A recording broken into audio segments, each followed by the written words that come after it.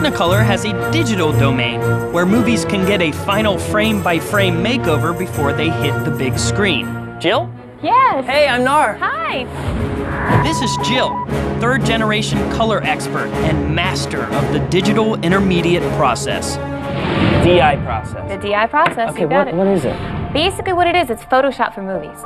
We'll take the original negative that is shot out on set, we scan it, we make every single frame a digital file. Once we have those images up on my big screen, I have something called a DaVinci Resolve, which is a software color corrector that allows me to do whatever I want, basically. So if you've got a sky that needs to turn blue, or if you've got somebody's shirt you want to change color, or if you simply want an old look, something a sepia look, or if you want, want it to be scary, high contrast and dark and cold, that type of thing, that's what we create here.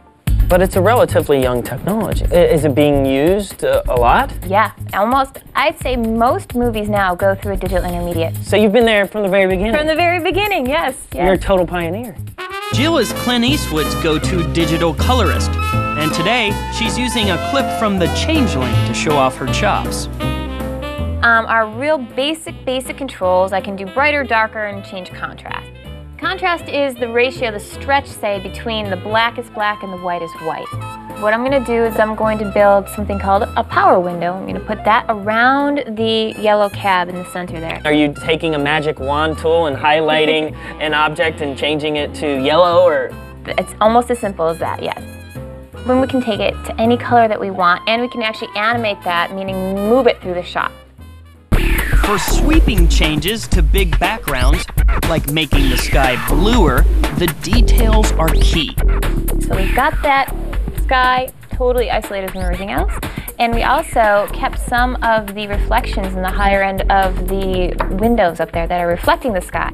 If the reflections don't have the same color blue, then it would definitely look strange. And that's just something that, an audience member may not pick up on consciously, but they would know something's wrong with this image. Exactly.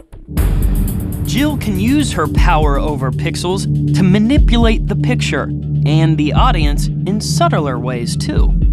We have a power window up on the buildings in the background, and very subtly we lower the contrast of those buildings to be able to push them farther back into the background to make it feel like there's a little bit more atmosphere.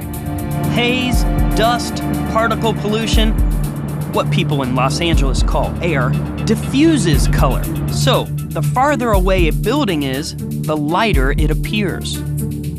And that's just from taking out some of the contrast. Wow, yes. okay. And we also added a little tiny bit of a vignette around the outside of the image, just to focus your image a little bit more towards the center. From there, what we can do is we can increase the contrast of the image inside, and we can desaturate it a little bit, right? Yeah. And then all of a sudden, all right, we throw a little sepia on top of that. Well, there you go. And then there you go. There's kind of like an older photograph. And all of a sudden you step back in time, for sure. In just 10 years, DI processing has gone from cool novelty to absolute necessity. And it is a true intersection of the technical, scientific skills, right? But it comes down to that eye for color. You can have as many controls as you want, but if you don't combine them the right way, it's not going to look good. So it always comes down to the art of it. Balancing art and science, evolving to meet the needs of filmmakers, Technicolor me impressed.